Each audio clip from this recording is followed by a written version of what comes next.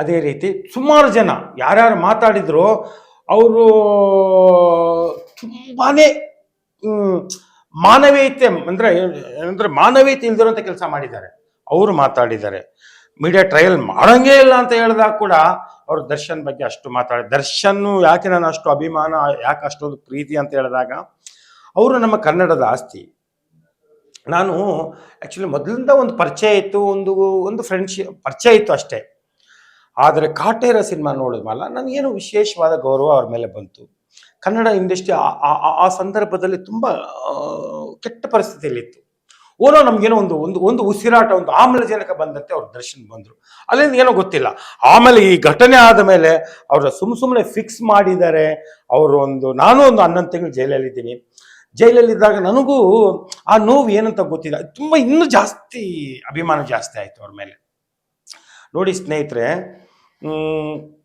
ಅವರ ಮನೆಯವರು, ಅವರ ಸ್ನೇಹಿತರು, ಅವರ ಆತ್ಮೀಯರು ಎಷ್ಟು ನೋವು ಪಟ್ಟಿದ್ದಾರೆ, ಅದಕ್ಕಿಂತ ಹೆಚ್ಚು ನೋವು ನಾನು ಪಟ್ಟಿದ್ದೀನಿ. ಯಾಕಂದರೆ 11 ತಿಂಗಳು ನಾನು ಅಲ್ಲಿದ್ದೆ. ಆ ಪರಿಸ್ಥಿತಿ ಏನಿದೆ ಅಂತ ಗೊತ್ತಿದೆ. ಕೆಲವು ಮೀಡಿಯಾದವರು, ಕೆಲವು ರಾಜಕೀಯ ವ್ಯಕ್ತಿಗಳು ಸಾಮಾನ್ಯ ಆರೋಪಿಗೆ ಸಿಗದಿರೋಂಥ ಫೆಸಿಲಿಟಿ ಕೂಡ ಅವ್ರಿಗೆ ತಪ್ಪಿಸ್ಬಿಟ್ರು. ಆಕ್ಚುಲಿ ಏನಂತಂದ್ರೆ, ಇವಾಗ ಒಬ್ಬ ಕಳ್ಳ ಹೋಗ್ತಾನೆ, ಕಳ್ಳನಿಗೂ ಅಲ್ಲಿ ಫೆಸಿಲಿಟಿ ಇರುತ್ತೆ. ಫೆಸಿಲಿಟಿ ಜೈಲ್ ಮ್ಯಾನ್ಯುವಲ್ ಬಗ್ಗೆ ಪ್ರಶ್ನೆ ಮಾಡುವಂಥ ರೈಟ್ಸ್ ಯಾವನಿಗೂ ಇಲ್ಲ. ಅದು ಜೈಲಾಧಿಕಾರಿಗಳಿಗೆ ಮಾತ್ರ ಸಂಬಂಧಪಟ್ಟಿದ್ದು. ಆಚೆಗಡೆಯಿಂದ ಈ ಮೀಡಿಯಾದವರು ನಂಗೆ ಸಿಗರೆಟ್ ಸೇರ್ತಾ ಇದ್ದ, ಇವ್ನು ಹಿಂಗೆ ಸಿಗರೆಟ್ ಸೇರ್ತಾ, ಹಂಗೆ ಕಾಫಿ ಕುಡಿತಾ ಇದ್ದ. ಒಂದು ಚೂರು ಸಾಮಾನ್ಯ ಜ್ಞಾನ ಇಲ್ವಲ್ಲ ರೀ. ಜೈಲ್ ಮ್ಯಾನ್ಯುವಲ್ ಓದ್ಬಿಟ್ಟು ನೀವು ಮಾಡಬೇಕು. ಏನೇ ಒಂದು ಪ್ರಚಾರ ಮಾಡಬೇಕಂದ್ರೆ, ಏನೇ ಒಂದು ನ್ಯೂಸ್ ಮಾಡಬೇಕಂದ್ರೆ ಫಸ್ಟ್ ಜೈಲ್ ಬಗ್ಗೆ ತಿಳ್ಕೊಳ್ಳಿ. ಜೈಲಲ್ಲಿ ಒಂದು ಮ್ಯಾನ್ಯುವಲ್ ಇದೆ. ಆ ಮ್ಯಾನ್ಯುವಲ್ ಪ್ರಕಾರನೇ ಆಫೀಸರ್ಗಳು ಕೆಲಸ ಮಾಡ್ತಾರೆ. ಅರ್ಥ ಆಯ್ತಾ? ಓಕೆ. ಈ ಆರೋಪಿಗೆ ಇವಾಗ ಇತ್ತೀಚೆಗೆ ಟಿವಿ ಕೊಡಬೇಕು ಅಂತ ಬಂತು. ಟಿವಿ ಕೊಡ್ಬೇಕಂತ ಅಂದಾಗ ಟಿವಿ ಎಲ್ಲ ಚಾನಲ್ ಬರುತ್ತಲ್ಲಿ. ಟಿವಿ ಎಲ್ಲ ನಿಮ್ದು ಎಲ್ಲ ಚಾನಲ್ಗಳು ಬರ್ತವೆ. ದರ್ಶನ್ಗೆ ಟಿವಿ ಕೊಡಕ್ಕೆ ತುಂಬಾ ಸತಾಯಿಸ್ತರು.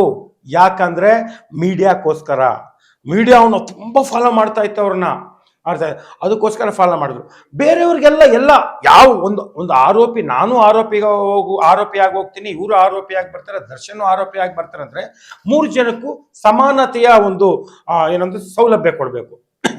ಅವ್ರಿಗೆ ಎಲ್ಲ ಚಾನಲ್ ಕೊಟ್ಟಿದ್ದೀರಾ, ನಮಗೆಲ್ಲ ಚಾನಲ್ ಕೊಟ್ಟಿದ್ದೀರಾ. ಇವ್ರಿಗೆ ಯಾಕೆ ದರ್ಶನ್ಗೆ ಮಾತ್ರ ಬರೀ ಚಂದನ ಟಿವಿ ಕೊಟ್ಟಿದ್ದೀರಾ? ಯಾಕೆ? Because of media. ತುಂಬಾ ನೋವಾಗತ್ರಿ ನೆನ್ಸ್ಕೊಂಡ್ರೆ.